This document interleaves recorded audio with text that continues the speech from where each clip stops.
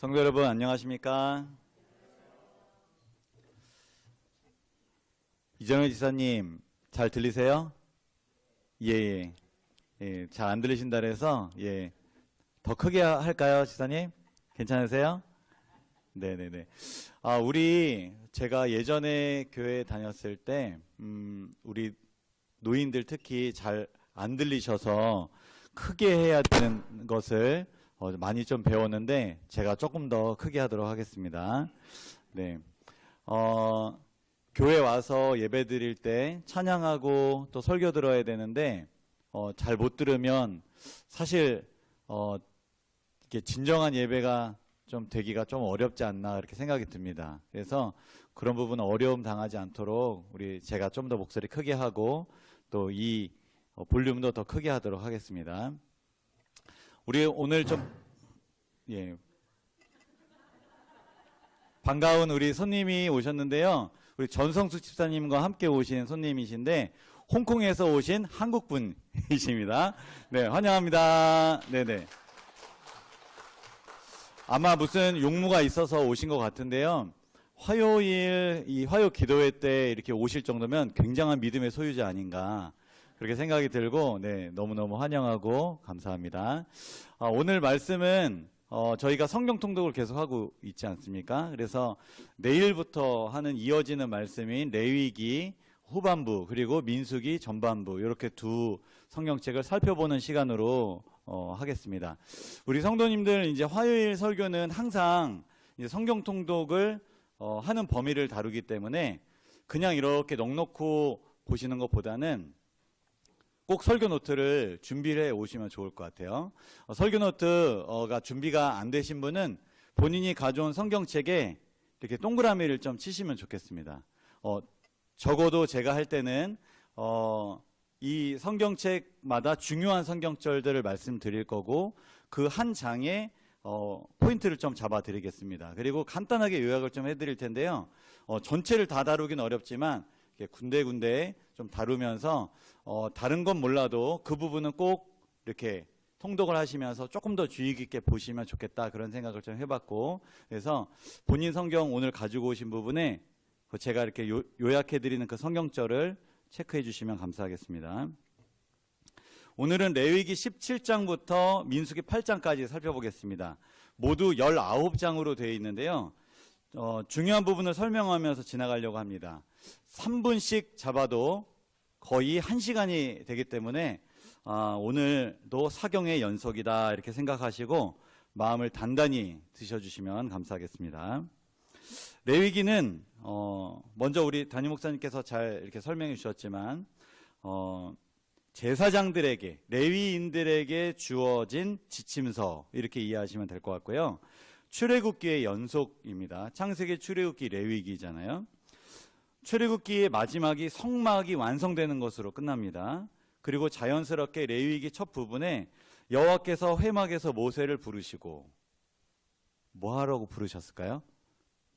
성막을 완성하고 왜 부르셨을까요? 제사법을 그리고 성결법을 알려주시려고 모세를 부르셨습니다.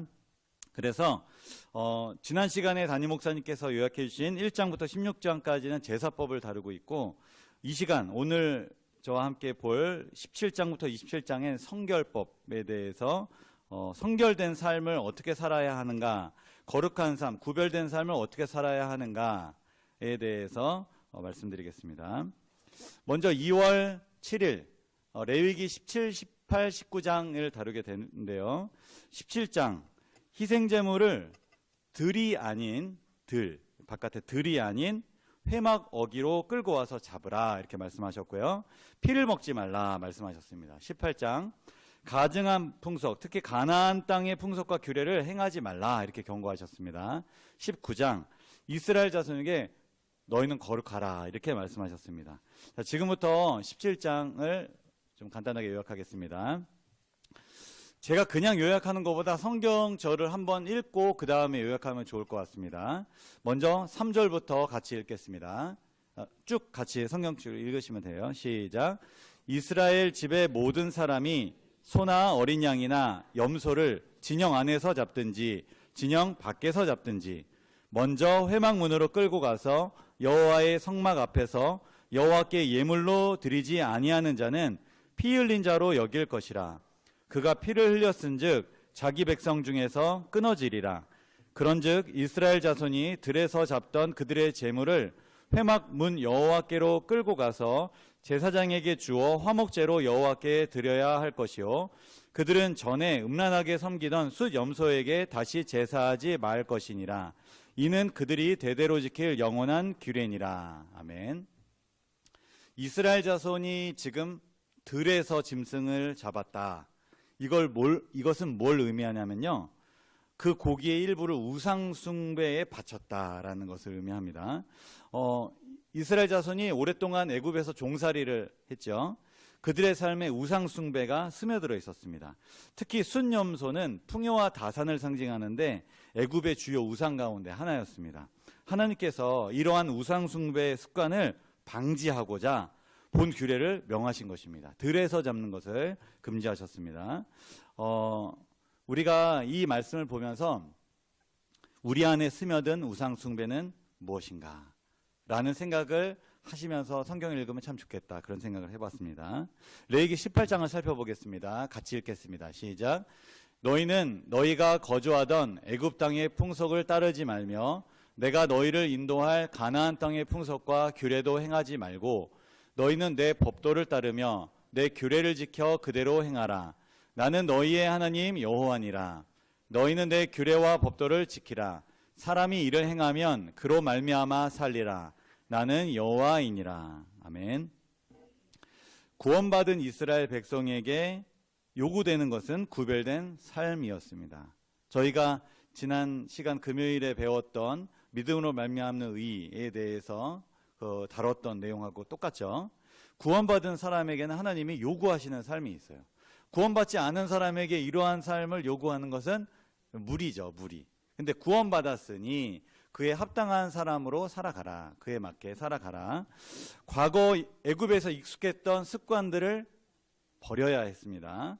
가나안으로 가는 도중에 죄의 영향에 물들지 말아야 했습니다. 그렇게 할 수 있는 유일한 방법은 하나님이 알려주신 규례대로 살아가는 것이었습니다.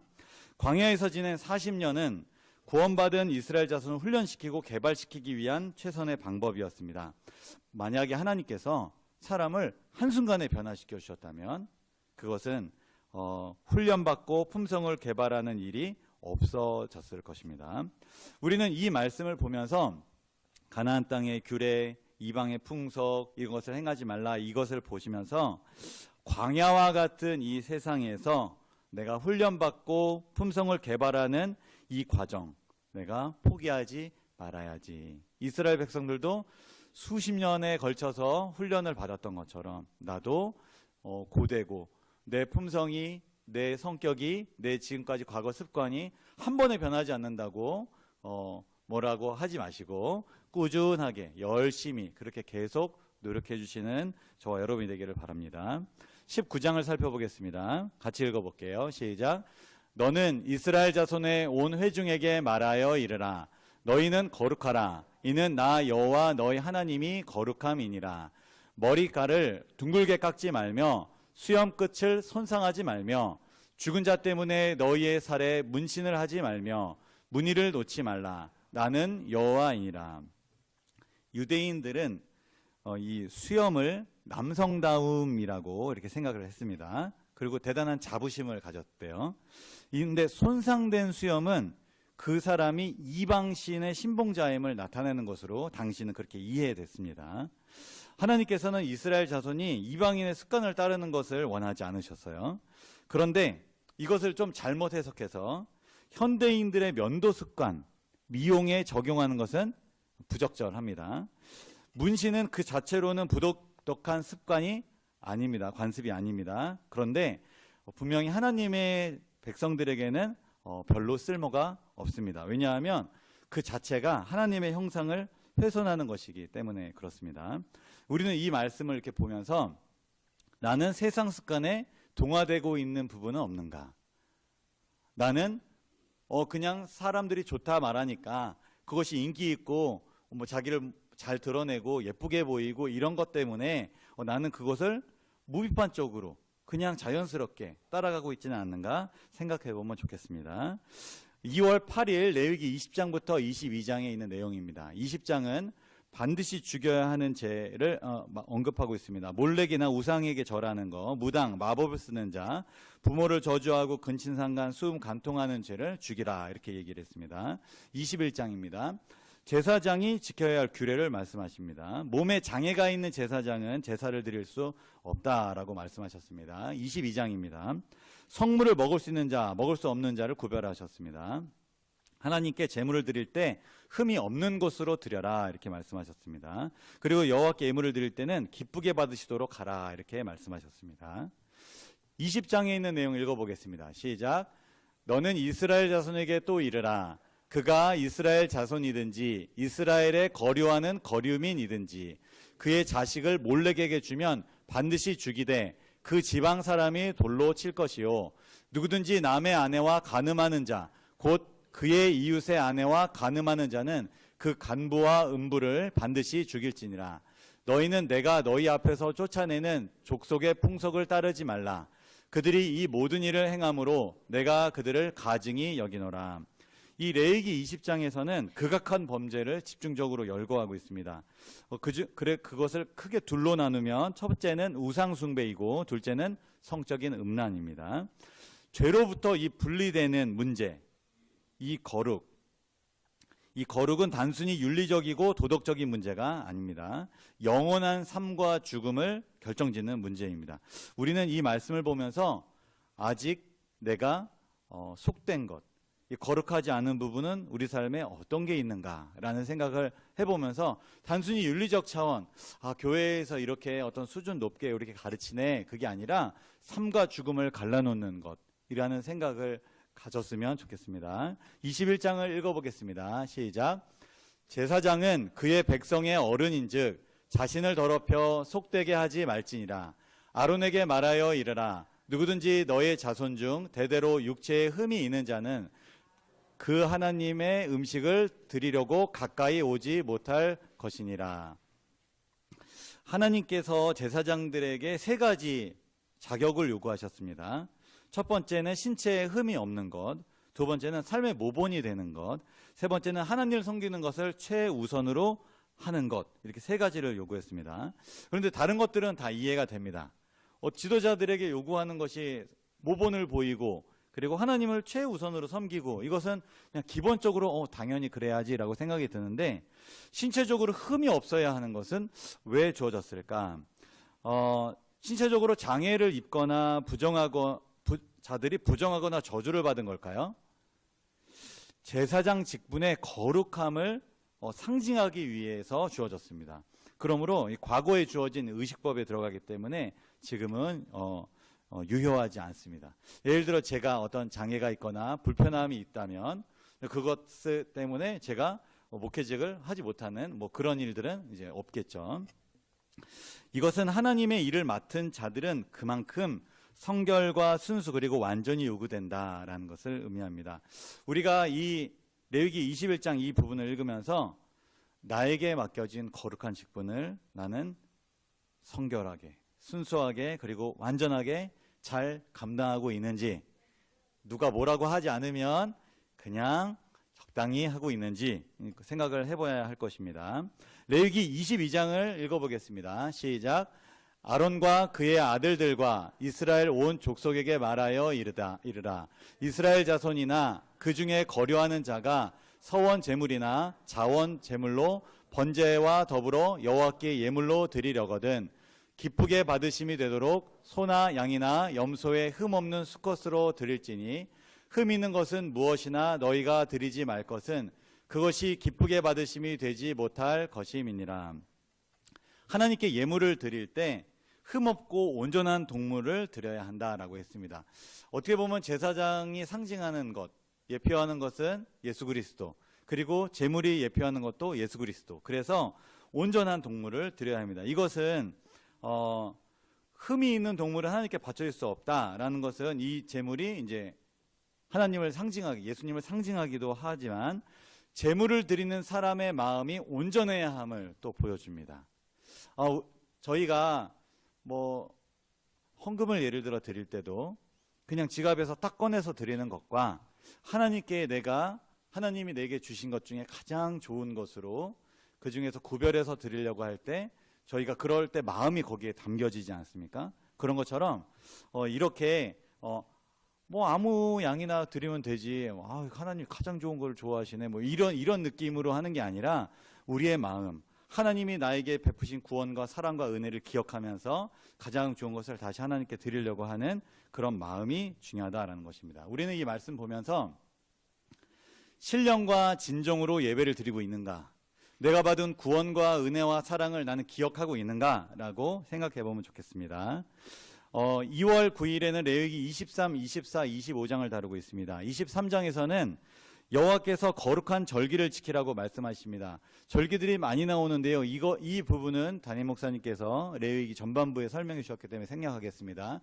24장은 휘장 밖에 등잔불을 계속 켜두라 말씀하시고 여호와 앞에 떡 12덩이를 진설하라 이렇게 말씀하시고 여호와 이름을 모독하고 저주한 자는 죽이라 이렇게 말씀하셨습니다. 25장입니다.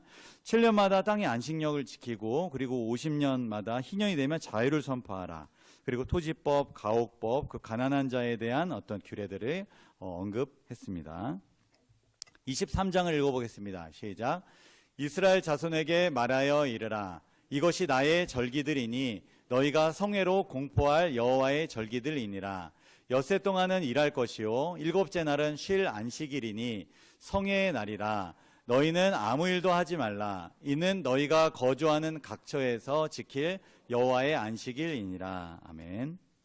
이스라엘 자손이 지켜야 할 하나님의 절기, 이 규례가 기록되어 있습니다. 이 절기들은 1년 동안의 이제 그 기간에 이렇게 분포되어 있는데요.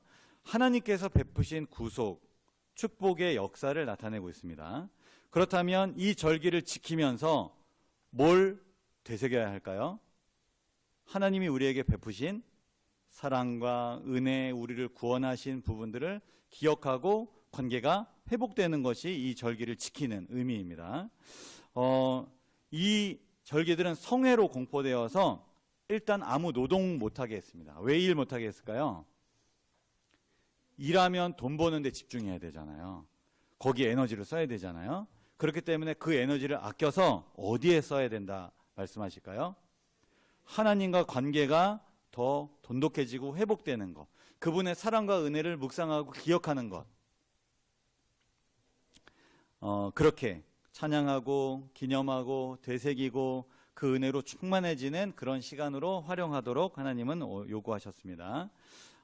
단순한 휴식, 쾌락이 아니라 영적인 각성 그리고 헌신하는 날이었습니다. 제7일 안식일은 십계명 속에도 포함되어 있습니다. 그래서 영원한 법이죠. 그래서 이러한 연례적인 절기들은 이스라엘 그 시대에 그리고 예수님께서 십자가에 돌아가심으로 그 이후에 폐지된 그런 법이고, 그리고 그렇지만 제7일 안식일은 십계명이 기록되어서 변하지 않는 법으로 우리가 이해하면 좋겠습니다. 우리는 이 말씀을 보면서 나는 성회로 모일 때, 그리고 하나님을 찬양할 때, 그리고 어떤 교회에 어떤 행사가 있을 때 하나님과 내가 정말 관계가 더 좋아지기 위해서 하나님의 은혜와 사랑을 내가 기억하고 있는가, 이런 마음가짐으로 내가 그걸 참여하고 있는가, 이런 생각을 하면 좋겠습니다. 24장 읽어보겠습니다. 시작. 너는 고운 가루를 가져다가 떡 12개를 굽되 각 덩이를 10분의 2 에바로 하여 여호와 앞 순결한 상 위에 두 줄로 한 줄에 6씩 진설하고 안식일마다 이 떡을 여호와 앞에 항상 진설할지니 이는 이스라엘 자손을 위한 것이요 영원한 언약이니라. 이 떡은 아론과 그의 자손에게 돌리고 그들은 그것을 거룩한 곳에서 먹을지니 이는 여호와의 화제 중 그에게 돌리는 것으로서 지극히 거룩함이니라. 이는 영원한 규례니라. 아멘.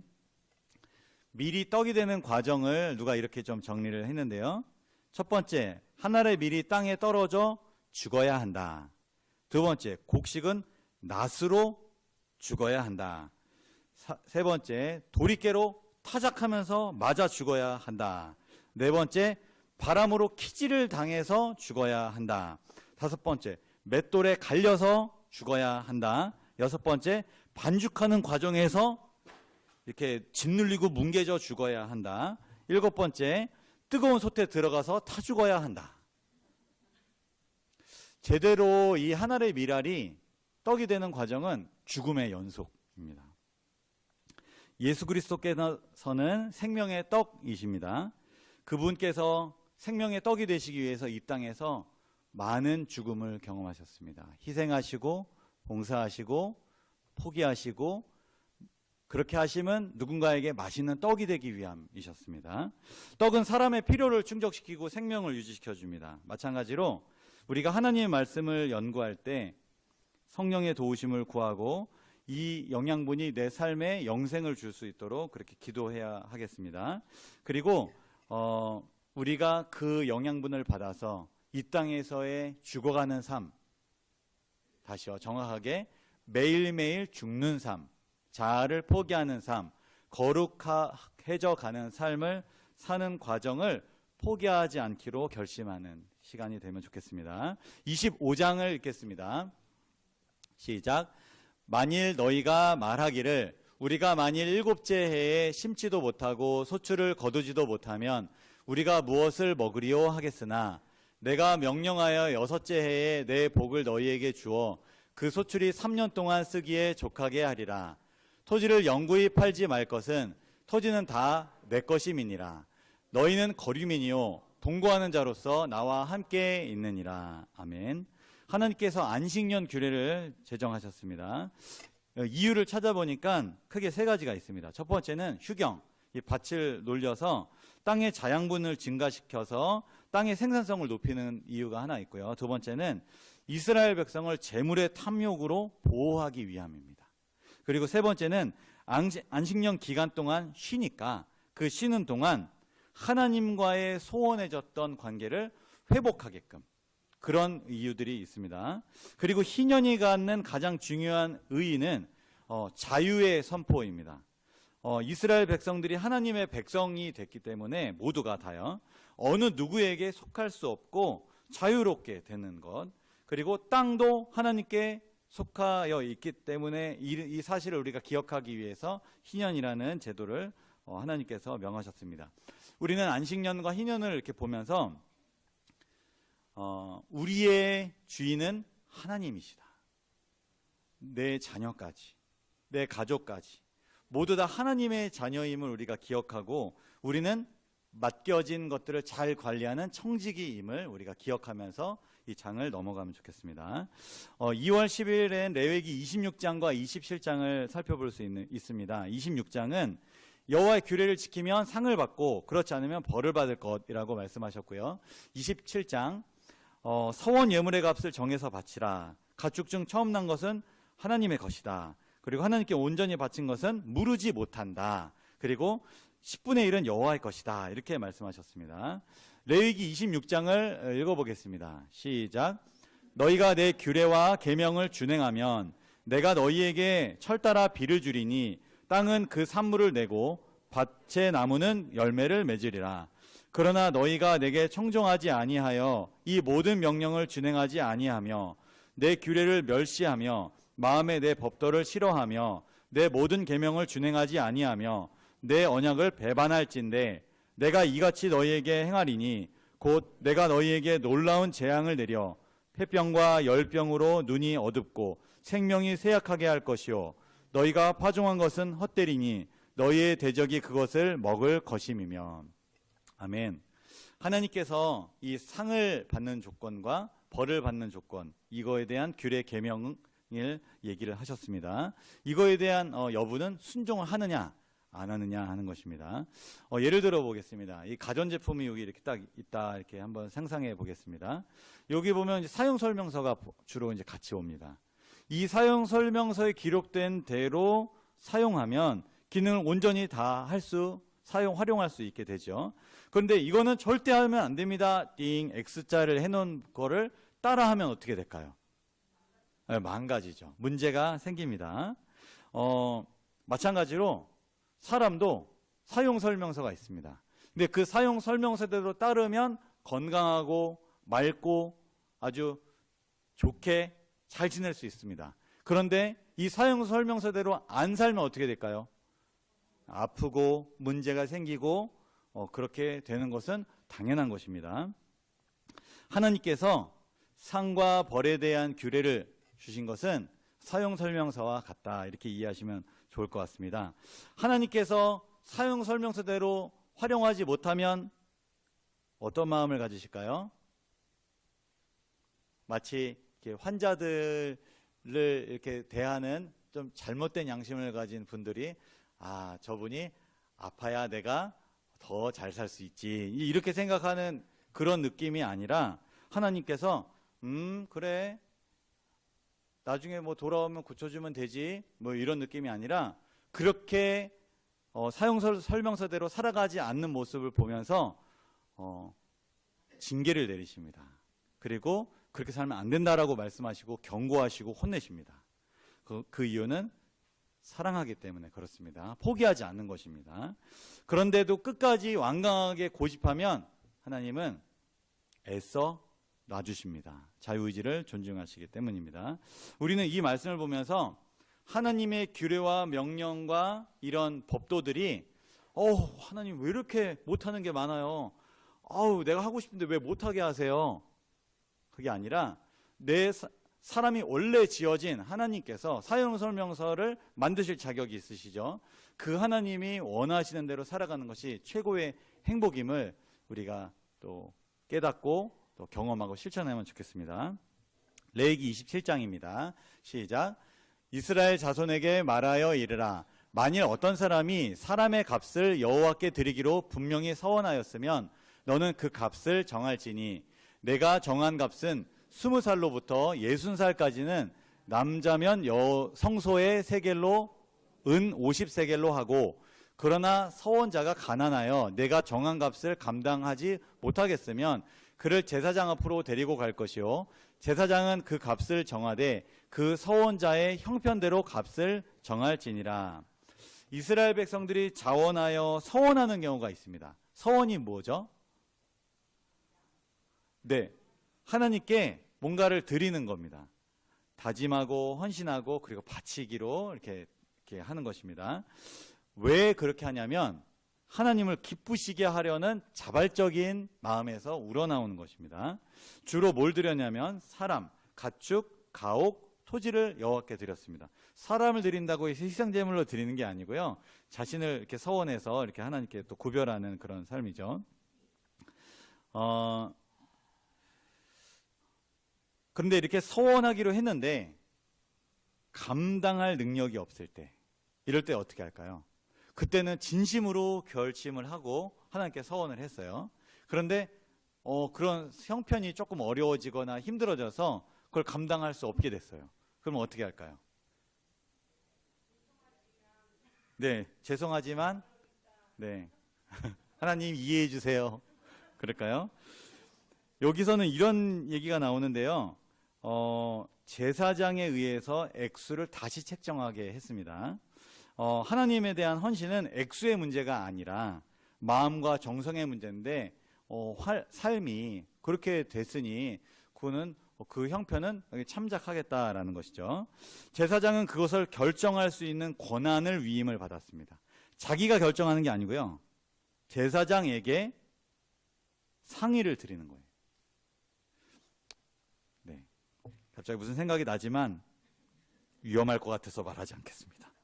자, 우리는 이 말씀을 보면서 하나님께 서원하고 있는 것을 우리가 잘 이행하고 있는가, 성실하게 이행하고 있는가, 그것을 좀 생각해 보면서 내 삶이 어렵다고 해서 내가 판단하고 내가 결정하는 우를 범하고 있지는 않는가, 이제 그런 생각을 해보면 좋겠습니다. 레위기는 여기까지 요약을 하고 이제 민수기 들어가도록 하겠습니다. 민수기는 창세기, 출애굽기, 레위기, 민수기 연결되어 있고 연속적으로 이렇게 설명을 하면, 이해를 하면 좋겠습니다. 출애굽기에서 성막을 완성하고 방금 전까지 레위기에서 제사법과 성결법을 다뤘습니다.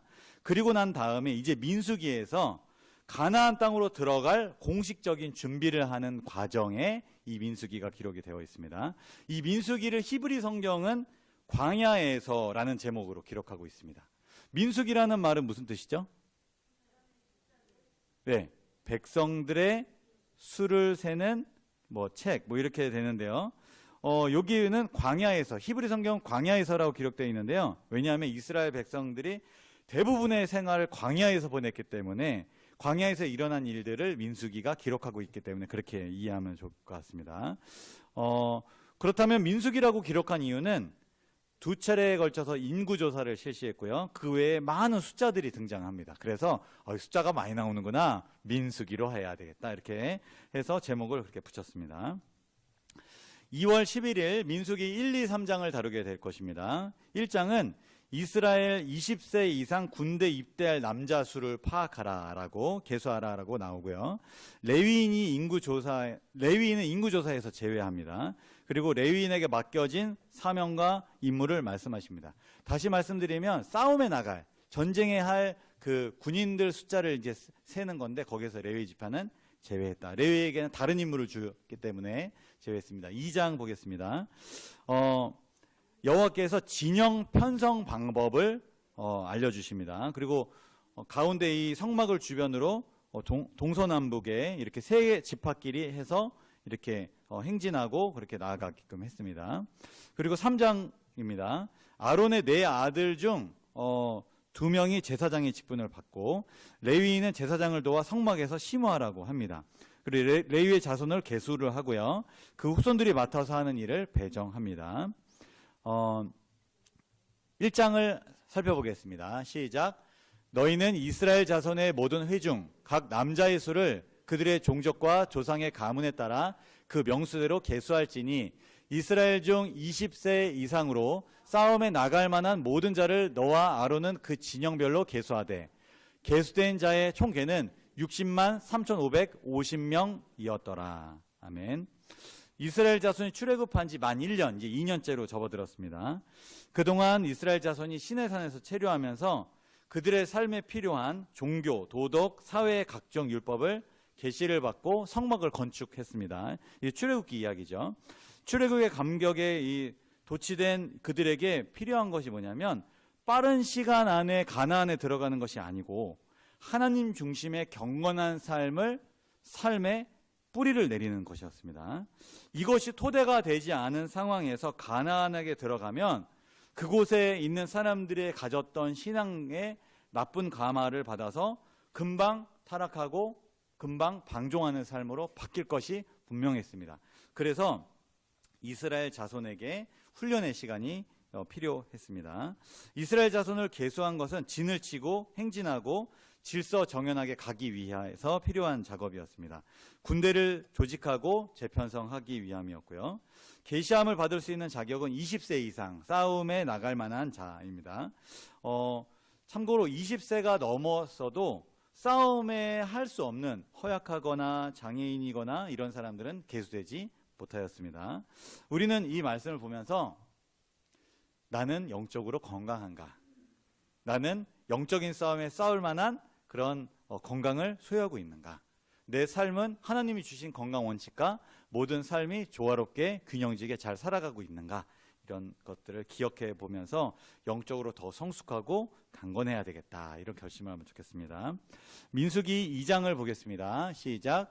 이스라엘 자손은 각각 자기 진영의 군기와 자기의 조상의 가문의 기호 곁에 진을 치되 회막을 향하여 사방으로 치라.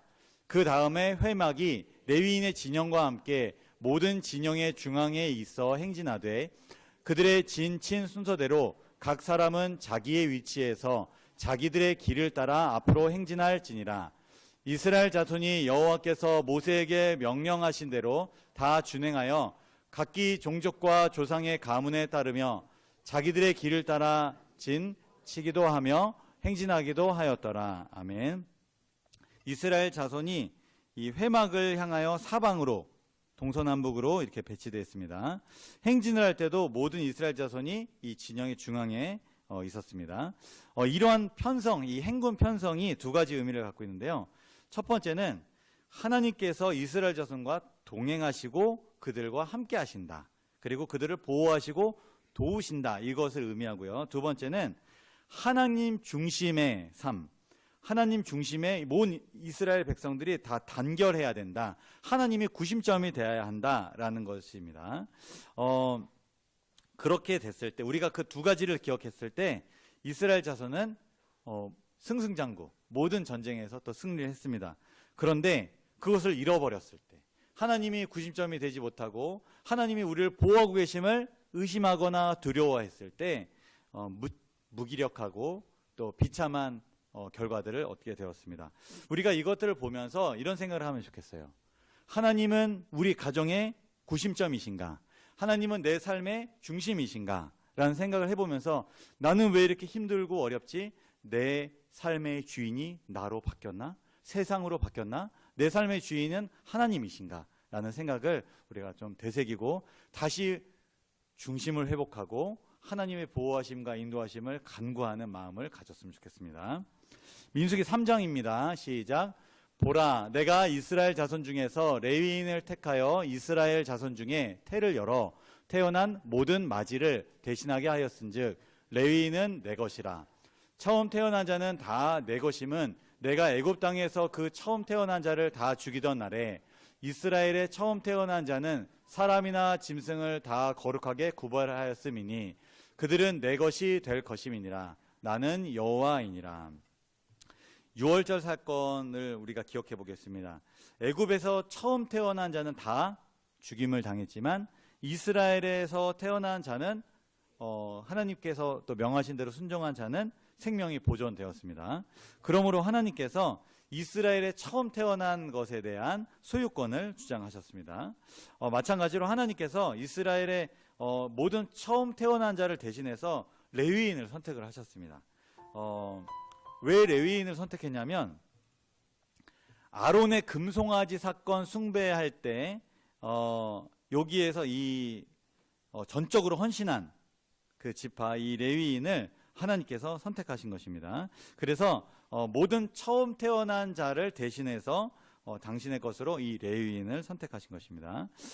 우리가 또 이 부분을 이렇게 보시면서 하나님께서 또 우리를 구원해 주시고 또 우리를 살려주시고 또 그리고 우리의 삶의 주인은 내가 아니라 하나님이라는 사실을 기억했으면 좋겠습니다.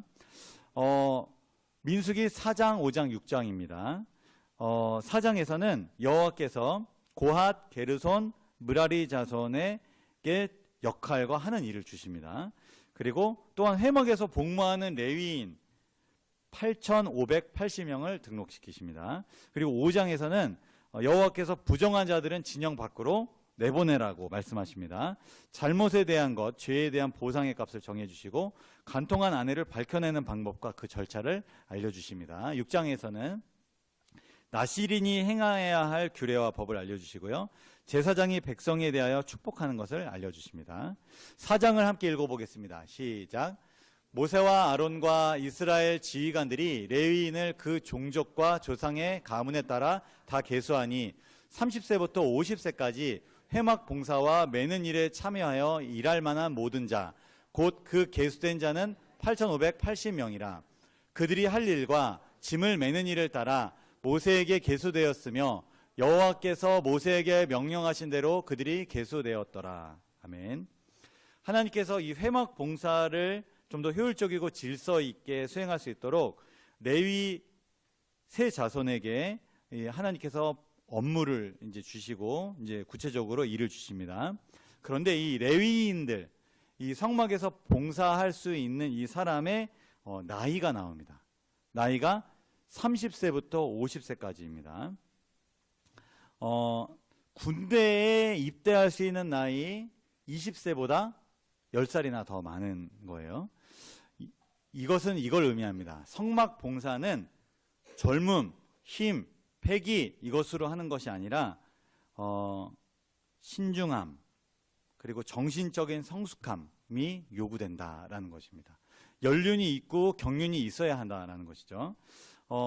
또한 50세까지로 제한을 한 것은 50세 이상 된 사람들에게 나타나는 어떤 기력이 저하되고 그리고 봉사에 조금 한계를 좀 느끼는 그럴 때 지금 나이랑은 좀 다르게 이해하시면 될 것 같습니다. 지금은 또 많이 또 수명이 더 그때보다 많이 늘어났고 더 건강을 더 잘 유지하기 때문입니다. 그런데 이것은 인간의 한계성을 인정한 것입니다.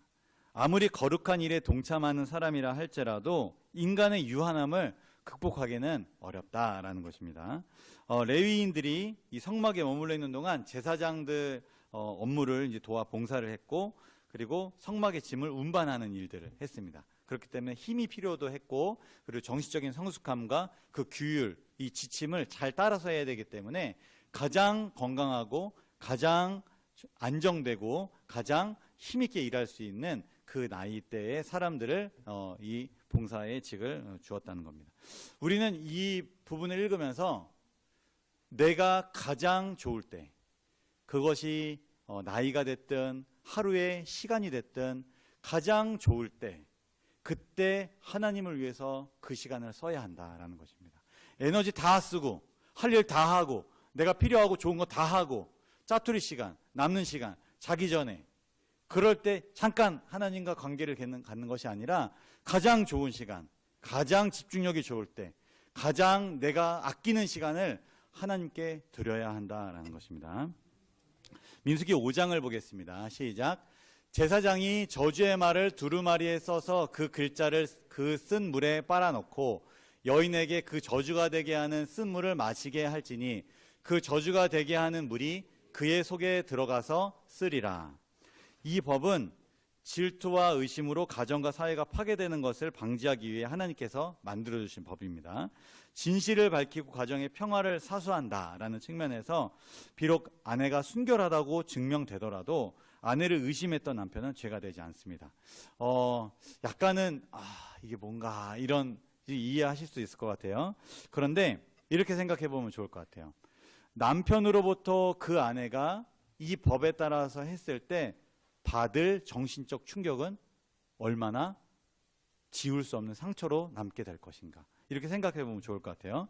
그래서 저희는 이 말씀을 우리가 읽을 때 그 당시 사람도 마찬가지입니다. 법이 있는 대로 법대로 하자, 그게 아니라 하나님 말씀대로 순종할 때에도 이 법이 미치는 영향, 다른 사람에게 미치는 영향, 특히 가장 상위의 법, 내가 이 상대방을 사랑하는가, 용서할 수 있는가, 그리고 이해할 수 있는가, 내가 품을 수 있는가, 그 법을 우리가 먼저 생각을 하면 어떨까, 그런 생각을 해봅니다. 우리가 하나님의 말씀대로 순종한다 하더라도 문자 그대로 어떤 깊은 생각과 더 큰 사상이 있는 것을 우리가 곰곰이 생각할 필요가 있다는 것을 생각해 봅니다. 민수기 6장을 살펴보겠습니다. 시작. 이스라엘 자손에게 전하여 그들에게 이르라.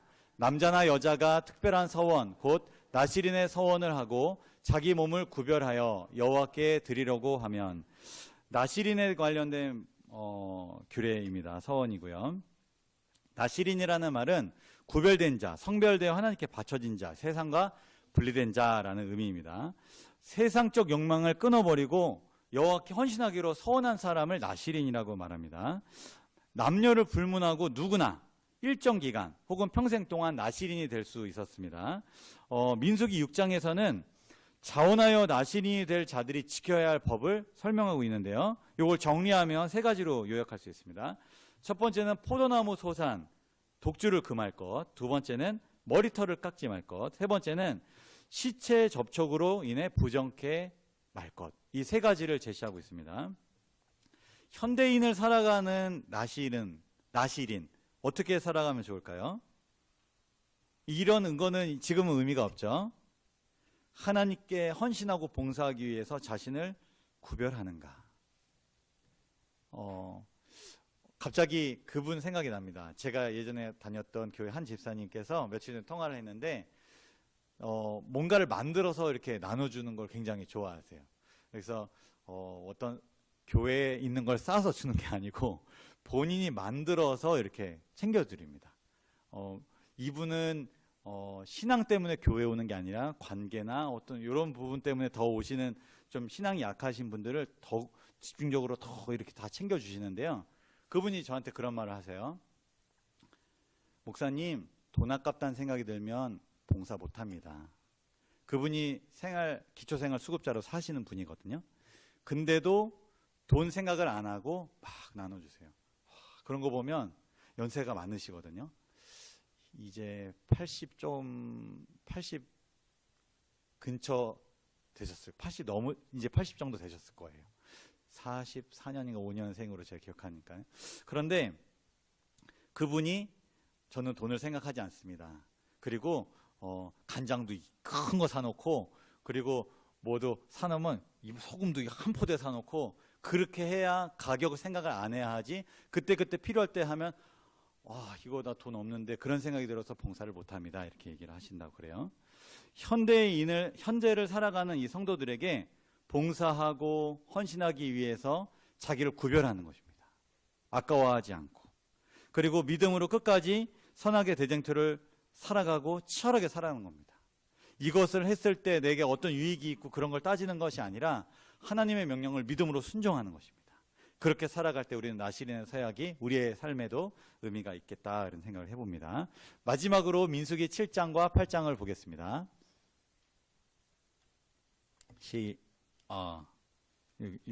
7장은 12지파의 지휘관이 하나님께 제물을 바치고, 그리고 12일간 매일 같은 양의 제물과 헌물을 바치는 내용이 나오고요. 그리고 8장에서는 등잔대를 만들고 등잔을 놓는 방법을 알려주시고, 레위인이 정결하게 하는 방법, 그리고 회막에서 할 일과 자격을 말씀해 주십니다. 7장을 읽어보겠습니다. 시작.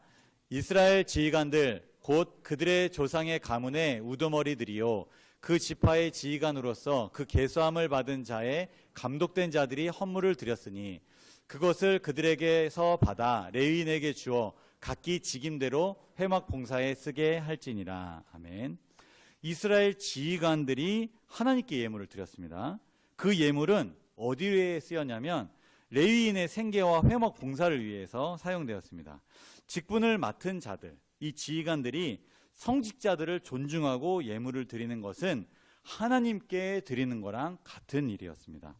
그 모습을 보고 일반 이스라엘 자손들이 하나님께 예물을 따라서 드리게 될 것입니다.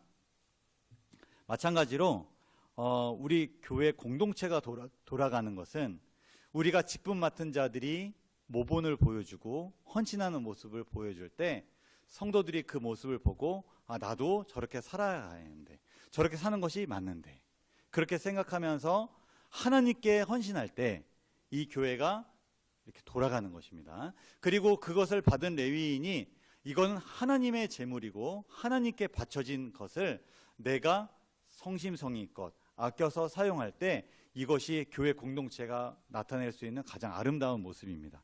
우리는 이것을 보면서 나는 직분 맡은 자로서 하나님께 성실하게 하나님께 헌물을 드리고 있는지, 그리고 나는 직분 맡은 자로서 그 재물을 교회 예산에 따라서 내가 그것을 양심적으로 하나님께 부끄럼 없이 잘 집행하고 있는지, 이것을 생각해 보면 좋겠습니다. 마지막입니다. 민수기 8장을 읽겠습니다. 시작. 이스라엘 자손 중에서 레위인을 데려다가 정결하게 하라.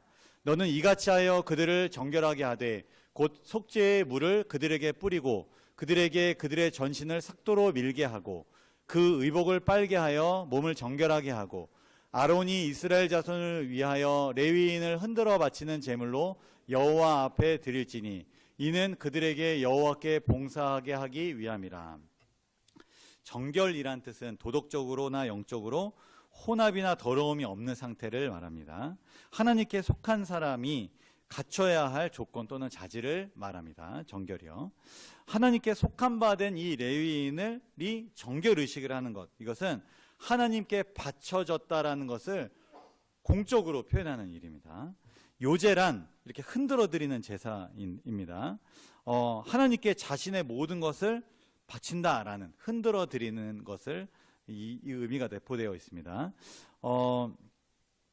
레위인을 제물로 이렇게 해서 이렇게 드린 게 아니라 레위인을 대신할 수 있는 송아지를 요제로 하나님께 드렸습니다. 마찬가지로 우리는 구별된 사람, 또 만인, 우리 모두는 다 제사장으로서 하나님께 전적으로 다 바쳐진 삶을 살고 있는가? 우리는 부분적으로 아니면 세상과 걸쳐서 살고 있는가? 아니면 하나님께 전적으로 내 삶을 드리고 있는가? 이런 생각을 하면서 민수기 8장을 보시면 좋겠습니다. 지금까지 레위기 17장부터 민수기 8장까지 내용을 정리를 해보았습니다. 아무쪼록 내일부터 다음 주 화요일까지 성경 통독을 우리가 하실 때 오늘 했던 부분들을 조금 더 깊게 묵상을 하시면서 나머지 부분들도 이렇게 좀 묵상을 하시고, 혹시 읽으시다가 궁금하시거나 또 어려운 부분이 있으시면 성경 주석을 보셔도 좋고요. 연회신을, 거기에 관련된 연회신을 보셔도 좋고요. 아니면 또 목회부에 문의하시면 성심성의껏 또 도움이 되도록 하겠습니다. 아무쪼록 성경 통독하는데 유익이 되셨으면 좋겠고, 오늘 말씀은 여기서 마치겠습니다.